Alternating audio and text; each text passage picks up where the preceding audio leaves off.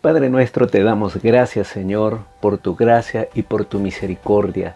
Gracias por tu amor. Gracias, Señor, porque tú, Señor, eres bueno, grande, misericordioso, lento para la ira y grande en misericordia. Gracias por cada uno de tus hijos, de tus hijas, por cada uno de tus ovejas y por tu pueblo, por tu iglesia, por este país. Y que tenga misericordia del mundo entero, Señor. Tú, Señor, no quieres que nadie perezca, sino que todos vengan al arrepentimiento. Señor, gracias porque, Señor, tú no nos das una prueba más allá de lo que podamos resistir, sino que tú nos das también la salida. Gracias, pronto tú vas a dar la salida y vas a cesar esta pandemia en el nombre de Jesucristo. Gracias, Señor, bendice este estudio desde principio a fin, en el nombre de Cristo Jesús. Amén. Ya estamos en el capítulo 2, del 2, y vamos en esta noche a ver el versículo del 11 al 12. ¿Cómo vivir durante el sufrimiento? Esta división grande de 1 Pedro desde el capítulo 1 al final hasta el capítulo 3, versículo 12, vamos a seguir con este tema, cómo vivir durante el sufrimiento. Y el tema en sí de Primera de Pedro, capítulo 2, versículo al 12, se titula abstenerse de los deseos carnales. Vamos a leer entonces Primera de Pedro capítulo 2, versículos del 11 al 12. Dice así la palabra del Señor. Amados, yo os ruego como a extranjeros y peregrinos, que os abstengáis de los deseos carnales que batallan contra el alma. Versículo 12.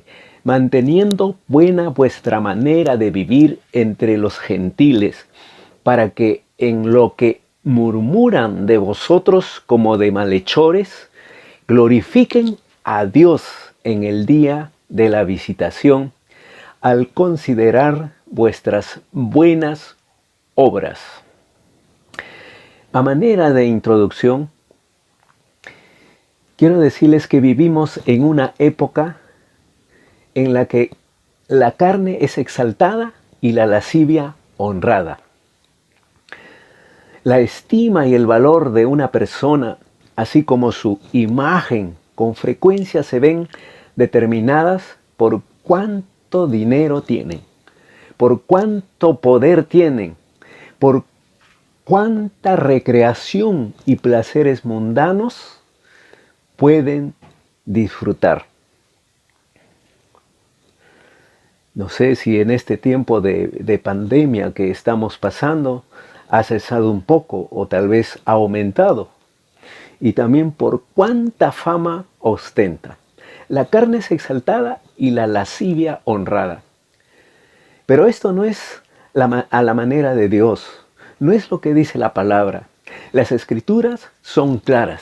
Dice, abstenerse de los deseos carnales. Y vamos a ver tres motivos en este estudio. Primeramente, el primer motivo es que somos extranjeros, peregrinos en la tierra. El segundo motivo es que los deseos carnales luchan contra nuestra alma. Y el tercer motivo, los incrédulos están observándonos, están chequeándonos. Estos tres motivos vamos a ver. Vamos entonces con el primer motivo. Somos extranjeros y peregrinos en la tierra. ¿Por qué abstenernos del pecado? Porque somos peregrinos. Primera de Pedro capítulo 2 versículo 11 dice, amados, yo os ruego como a extranjeros y peregrinos que os abstengáis de los deseos carnales que batallan contra el alma. Vamos a ver en primer lugar que la palabra extranjero significa alguien que vive de paso o está exiliado, pero cuyo hogar está en el otro lado. Es la figura de un forastero que esté en un país durante un tiempo, pero no es residente permanente, no tiene derechos ni condición legal. Lo que Pedro está diciendo es esto: el creyente es un extranjero, un forastero, un exiliado en la tierra. Es un residente, pero no es un ciudadano de esta tierra. No tiene condición legal en este mundo. Así como ahora hay muchos que quieren regresar a su tierra, porque aquí no tienen una condición legal, sino están pensando en su tierra, en su hogar. Tú perteneces a Dios y al cielo, por lo tanto, tu condición legal está ¿en dónde? En el cielo. Y debes seguir las normas, las costumbres de Dios.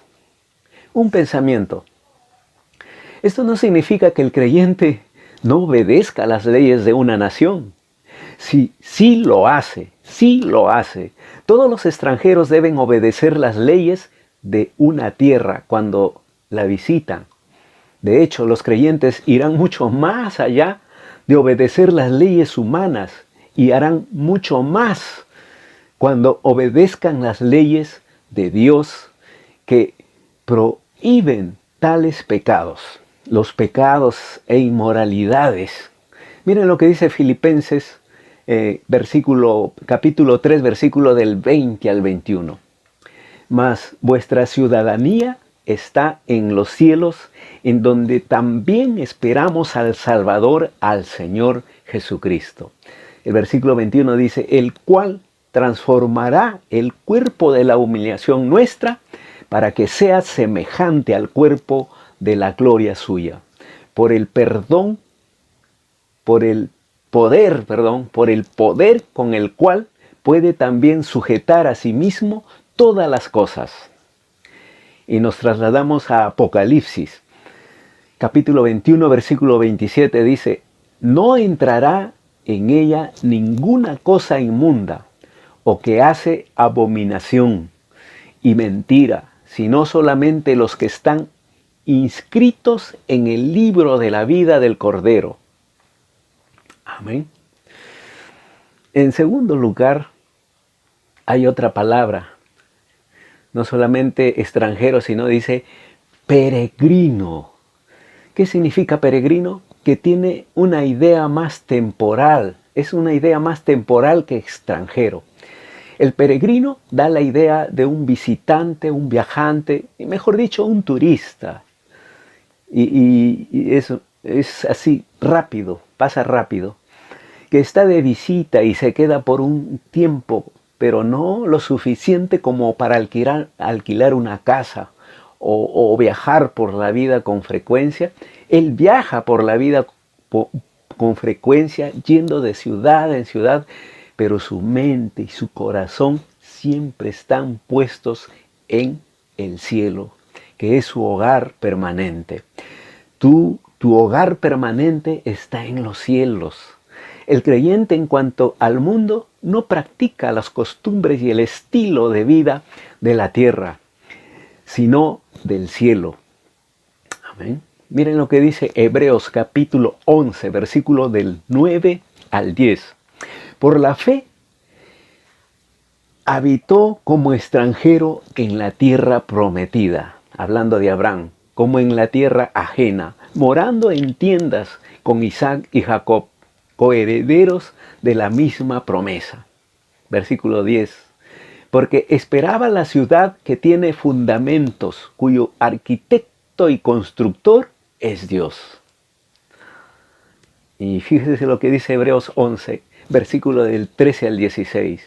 Conforme a la fe, murieron todos estos, sin haber recibido lo prometido, sino mirándolo de lejos y creyéndolo, y saludándolo y confesando que eran extranjeros y peregrinos sobre la tierra. Porque los que esto dicen claramente dan a entender que buscan una patria. Pues si hubieran estado pensando en aquella de donde salieron, ciertamente tenían tiempo de volver. Así estamos leyendo en Hebreos. Ahora, versículo 16 dice, pero anhelaban una mejor, esto es celestial, por lo cual Dios no se avergüenza de llamarse Dios de ellos, porque les ha preparado una ciudad. Amén. Una ciudad. Tú tienes una ciudad. Tu ciudad no es aquí, sino en los cielos. Vamos a ver en segundo lugar, el segundo motivo. Los deseos carnales luchan contra nuestra alma. ¿Por qué debemos abstenernos del pecado? Porque los deseos carnales luchan contra nuestra alma. Primera de Pedro capítulo 2, versículo 11 dice, amados, yo os ruego como extranjeros y peregrinos que os abstengáis de los deseos, que os abstengáis de los deseos carnales que batallan contra el alma. Los términos deseos carnales vienen del griego sarkikón y epitumión. Significan los deseos malignos, los impulsos, las pasiones y las lascivias de la carne. Significa tener una pasión enorme por las cosas de la carne. Toda persona ha experimentado en la carne anhelo, ansia, ansiedad, tironeo, hambre, ganas de tocar, deseos, sed, ganas de tomar, impulso, añoranza, ¿no? Toda persona sabe que ¿qué se siente cuando su carne tiene deseos de algo? Toda persona sabe, tú sabes. Cuando anhela poseer algo, ¿no? La carne es fuerte y difícil de controlar. Y nunca deja de atacar la voluntad. Siempre está ahí, es perseverante la carne. Debemos tener mucho cuidado. Vemos en primer lugar cuáles son los deseos de la carne.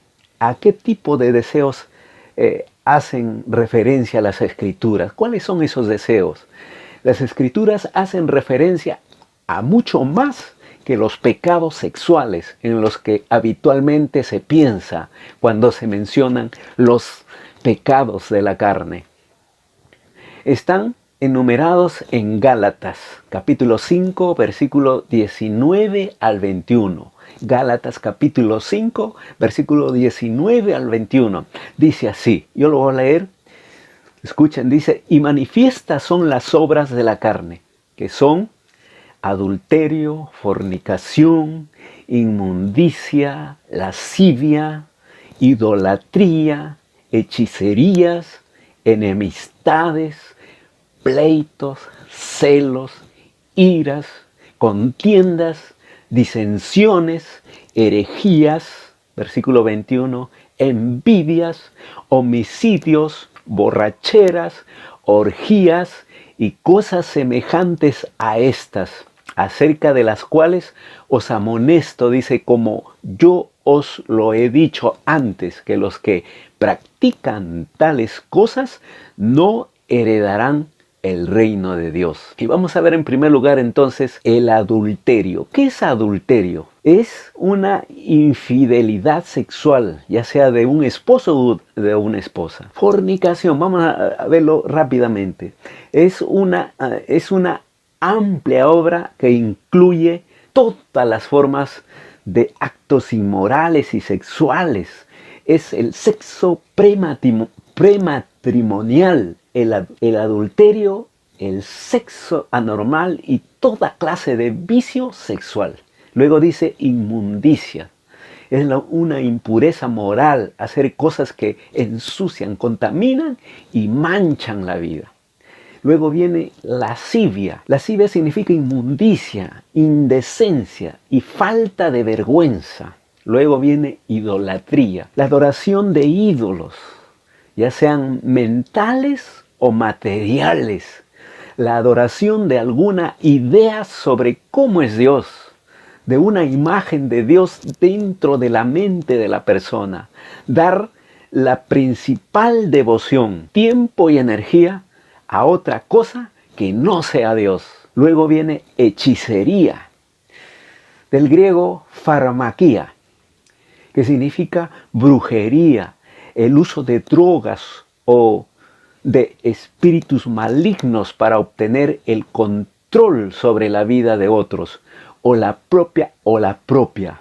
Actualmente este contexto incluye toda forma de búsqueda del control del propio destino, incluyendo como la astrología, lectura de mano, sesiones espirituales, adivinación del futuro, bolas de cristal y otras formas de brujería, como el tarot también. Y también otro deseo de la carne es enemistades.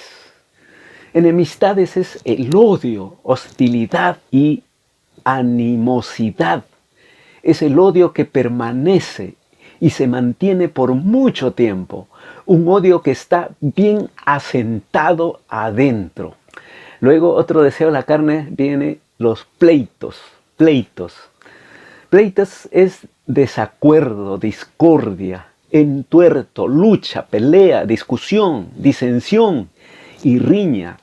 Significa que un hombre lucha en contra de otra persona a fin de obtener algo, como posesión, posición, ascenso, prosperidad, honor o reconocimiento. Se vale del engaño, haciendo cualquier cosa que sea necesario para obtener lo que desea. Luego viene otro deseo de la carne que es celos. Celos es querer y desear, tener lo que otra persona tiene. Puede ser cosas materiales, reconocimiento, honor o posición. Luego otro deseo de la carne es iras. Ira significa indignación, un temperamento violento, explosivo, enojo, reacciones rápidas y explosivas que surgen de emociones que bullen, que hierven, pero es el enojo que se desvanece tan pronto como surgió. No es un enojo que perdura, eso es iras. Otro deseo de la carne es contiendas. Contiendas son conflictos, lucha, discusión, discordia, riña, disensión, un espíritu de parranda, un espíritu de separación y división. Otro deseo de la carne es disensiones. Disensiones. ¿Qué son disensiones? Son división, rebelión, estar en contra de otros y dividirse de los demás y separarse de los demás. Otro deseo de la carne son herejías. Rechazar las creencias fundamentales de Dios. Cristo, las Escrituras y la Iglesia. Creer y aferrarse a alguna enseñanza que no sea la verdad. Otro deseo de la carne es envidias. Esta palabra va más allá de los celos. Es el espíritu que no solo quiere las cosas que tiene otra persona, sino que resiente el hecho de que la persona las tenga. Se resiente. ¿Por qué tiene esa persona? ¿Por qué le dan a esa persona y a mí no? Que no solo quiere que le quiten las cosas a la persona porque lo han dado, sino que también quiere que sufra por la pérdida de ellas. Ese es un deseo. Ahora, otro deseo es homicidios. Ya saben qué es un homicidio. Matar, tomar la vida de otra persona. El asesinato es un pecado en contra del sexto mandamiento. Otro deseo de la carne son borracheras. Borracheras. Ingerir bebida o drogas que afectan los sentidos para la lujuria o placer. Volverse diferente o intoxicado, participar del consumo de drogas, buscar placer corporal o sexual a través de la ingesta de drogas. Todo eso abarca borracheras. Luego viene orgías, libertinaje, licencia incontrolada, complacencia y placer, participar en fiestas alocadas o en fiestas donde se bebe, sentir complacencia al alimentar los deseos de la carne. Todo eso son los deseos de la carne. Todo eso que está en Gálatas, toda una lista.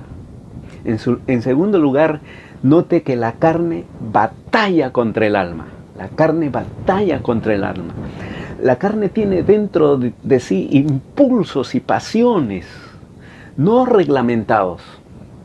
Un hombre siente el deseo y el impulso de hacer lo que quiere, de levantar las restricciones y seguir sus propios deseos y pasiones. Sabe que no debe hacerlo, pero el impulso y el deseo empujan, luchan y batallan en contra del alma. Y vamos a ver aquí un punto en esta parte. La carne evita que la persona haga lo que debe. Todas las personas han experimentado el poder de la carne. Tú también has experimentado. Todos hemos experimentado.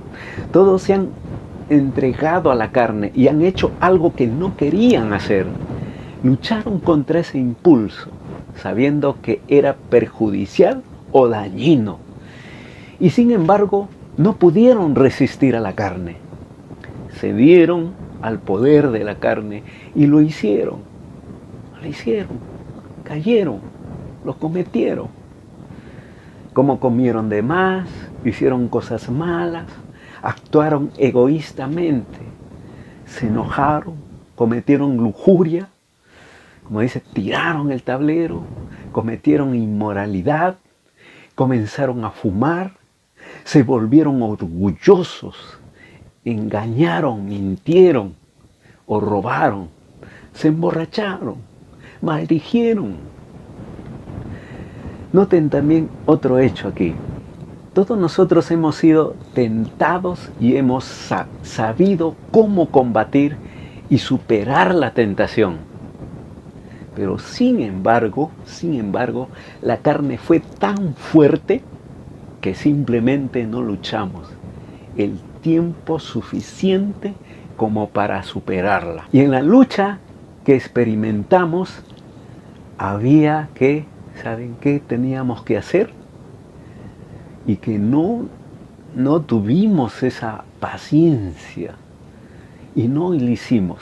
Teníamos que controlar, ser pacientes, salir a buscar ayuda o demostrar gentileza, amar, dar, sacrificar, ayudar, ceder, demostrar bondad. La cuestión es esta: la carne es tan fuerte que con frecuencia evita que hagamos lo que deberíamos hacer. La única esperanza de llegar a controlar la carne alguna vez es andar en el Espíritu de Dios, en su presencia y poder. Miren lo que dice Romanos capítulo 7, versículo 5. Por lo que hago no lo entiendo, pues no lo que quiero, sino lo que aborrezco, eso hago. Versículo 16. Y si lo que no quiero, esto hago, apruebo que la ley es buena. De manera que ya no soy yo quien hace aquello, dice Pablo, sino el pecado que mora en mí. Y yo sé que en mí, esto es, en mi carne, no mora el bien, porque el querer el bien está en mí, pero no el hacerlo. Sigue diciendo Pablo en el versículo 19, porque no hago el bien que quiero, sino el mal que no quiero, eso hago. Y si hago lo que no quiero, ya no lo hago yo, sino el pecado que mora en mí. Este es uno de los puntos que vemos aquí. Ahora, otro punto, otra nota. Note un hecho de suma importancia aquí. La carne en sí no es pecaminosa. Esta carne, tóquense todos su carne, ¿no? La carne o el cuerpo humano ha sido otorgado por Dios. Es para el uso de Dios. De hecho, cuando una persona se convierte a Cristo, o cuando tú te has convertido a Cristo, tu cuerpo se vuelve un templo para morada de Dios a través del Espíritu Santo. Tu cuerpo es el templo del Espíritu Santo. No se le dice al cristiano, por ejemplo, que se limpie de la carne, sino se le dice del deseo de la carne, como dice Gálatas 5:16. También de toda contaminación de carne y de espíritu, ¿no? Que se limpie, como dice 2 Corintios 7:1. Y también de las obras de las tinieblas, como dice Romanos 13:12. Entonces, las obras de la carne son el fruto del pecado que vive en el cuerpo, y el pecado se origina en el corazón y no en la carne. El pecado se origina en el corazón y no en la carne, en el cuerpo. En tercer lugar, o tercer punto, la exhortación es firme. Absteneos de los deseos de la carne, los cuales batallan contra el alma. Debemos abstenernos de ellos, puesto que hacen un daño y un perjuicio increíble contra el alma y contra nuestro cuerpo, que es templo del Espíritu Santo.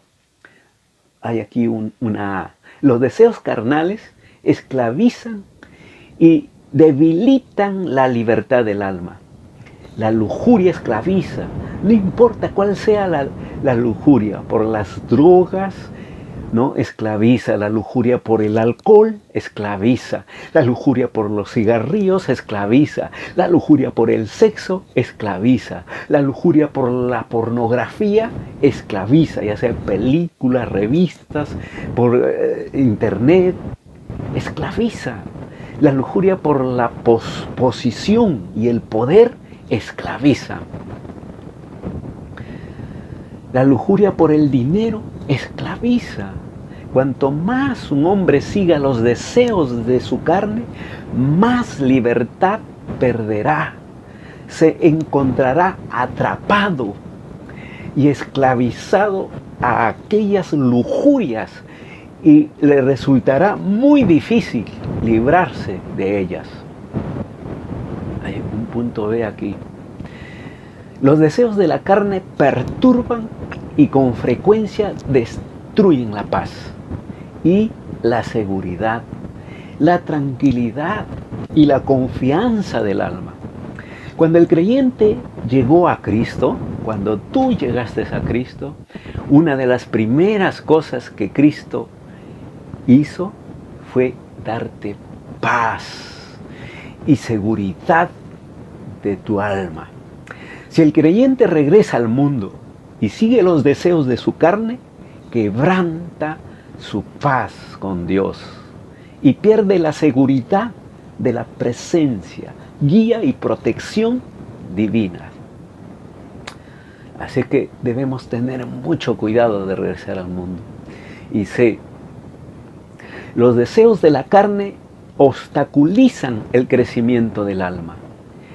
El alma que vive en los deseos de la carne está destruyendo su fruto. No está creciendo y proclamando el fruto. Es decir, el fruto del Espíritu Santo, como dice en Gálatas 5:22 al 23. Los deseos de la carne destinan el alma a la derrota. Destinan el alma a la derrota. La ruptura y finalmente a la separación eterna de Dios. Eso es lo que hacen los deseos de la carne. Aquí hay un pensamiento. La exhortación es firme. Los creyentes deben abstenerse de los deseos de la carne, puesto que batallan contra el alma. ¿Amén? Así que absténganse de los deseos de la carne en este tiempo de pandemia. Mateo 5:29 dice: por tanto, si tu ojo derecho te es ocasión de caer, sácalo y échalo de ti, pues mejor es que se pierda uno de tus miembros y no que todo tu cuerpo sea echado al infierno. Así que no quiere decir que te vas a sacar tu ojo, sino ¿qué es lo que te está atrapando? Eso sácatelo de ti, no importa que te cueste tanto dinero. Romanos 6:6 dice: sabiendo esto, que nuestro viejo hombre fue crucificado juntamente con él, para que el cuerpo del pecado sea destruido, a fin de que no sirvamos más al pecado. No más al pecado. Tú no sirves más al pecado. Gálatas 5:16 dice: digo pues, andad en el Espíritu y no satisfagáis los deseos de la carne. Colosenses capítulo 3, versículo 5 dice: haced morir pues lo terrenal en vosotros, fornicación, impureza, pasiones desordenadas, malos deseos y avaricia, que es idolatría.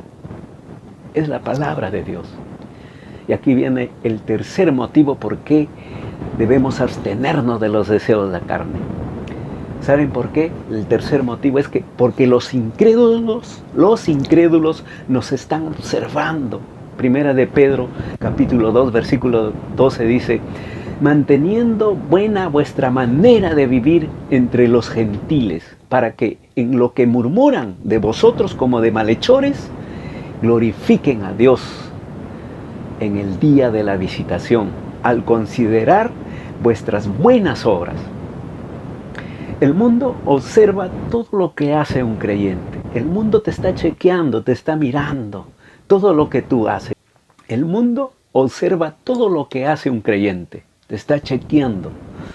Y está chequeando al creyente genuino. Si una persona realmente sigue a Cristo, si es verdadera, es genuina, este creyente o esta creyenta, el mundo lo ve, lo observa, la gente está mirando. Este es el motivo de esta exhortación. Debemos vivir vidas honestas ante el mundo, siempre absteniéndonos de los pecados de la carne. La palabra honesta viene del griego kalos, que significa una buena vida, una vida que es honorable. Tienes que vivir una vida honorable, justa, pura, amorosa, decente, excelente, recta y noble. Significa una vida que no tiene culpa, que no puede ser inculpada justamente ni con exactitud de ningún pecado o maldad. El mundo observa al creyente genuino a fin de ver si realmente vive lo que profesa, lo que cree, lo que predica. Te está mirando, observando los incrédulos, el mundo. Por lo tanto, debemos vivir vidas honestas, vidas que sean lo que profesamos, santas, justas y puras. Noten dos motivos por el cual debemos hacer esto. Hay dos motivos. El primer motivo es que los incrédulos hablan mal de los creyentes. Algunos siempre hablan mal de los creyentes genuinos.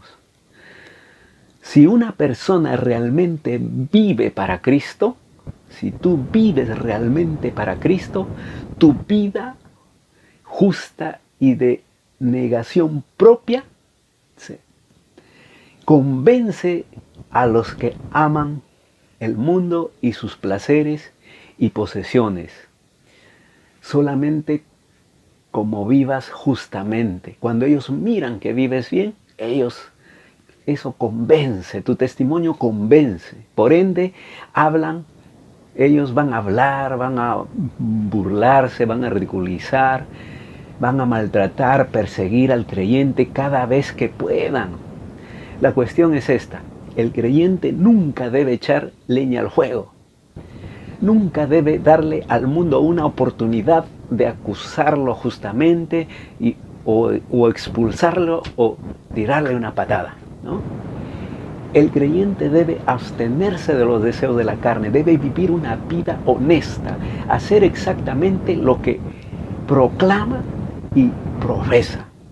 Tienes que dar buen testimonio y con tu testimonio vas a ganar a mucha gente, a muchas personas, a veces sin predicar, sin hablar, solo con tus testimonios. En segundo lugar, los incrédulos deben tener una oportunidad de ser salvos.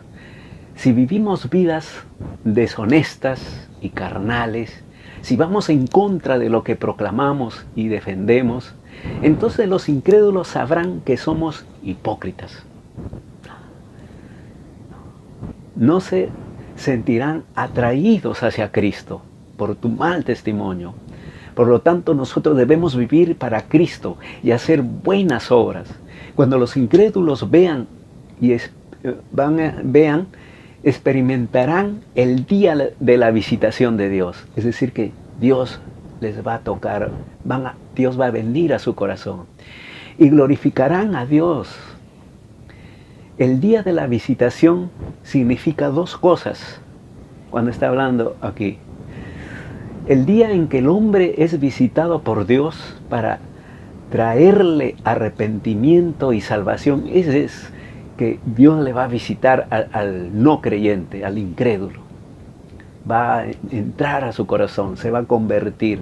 Y el día que Dios visita la tierra, va a visitar para el juicio final, el día de la visitación es el día de la inspección y salvación de Dios. Vidas honestas que glorifican a Dios. El gran día en que Él visite la tierra, entonces ellos también van a glorificar a Dios, los no creyentes, porque se salvarán.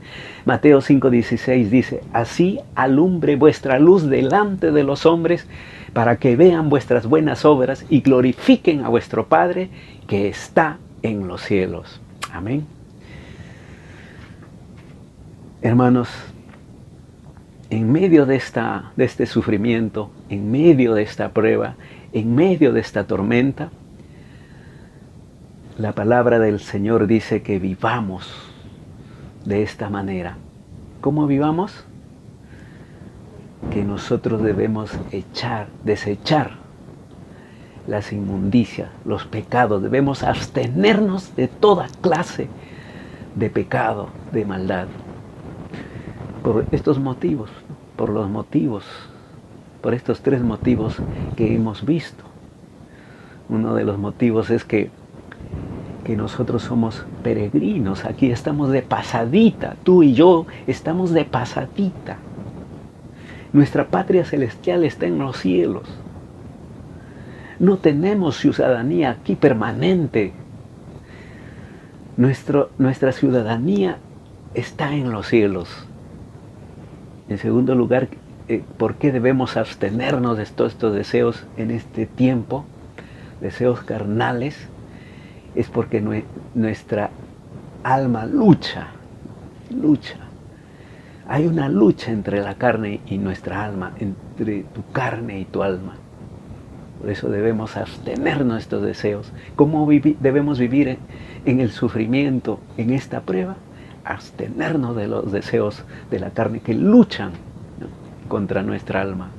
Y el tercer motivo es que nosotros tenemos que vivir y abstenernos de los deseos de la carne, porque los incrédulos, los no creyentes, están observándonos, están chequeándonos a ver si nosotros hacemos lo que predicamos, si somos ¿no?, sinceros, honestos, si somos de luz, y nos están observando, tú y yo, todos nosotros, estamos nosotros siendo chequeados, observados.